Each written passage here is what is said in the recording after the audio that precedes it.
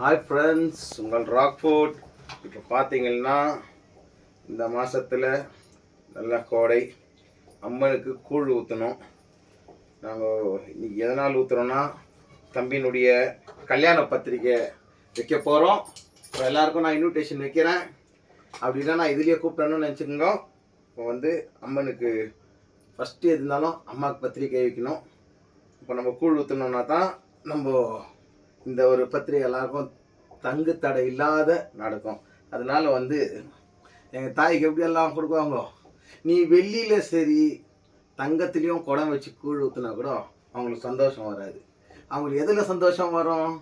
அம்மா நீ மூச்ச குழுக்காக நீ இருக்கோலத்தில் செக்கிழிச்சி, அந்த கொட்டாங்கச்சி குழுக்காக நீ கொண்டாட்டம் போட்டவலாம், அந்த பச்சரிசி துள்ளு மாவு என் பத்தினியை தான் அழித்து.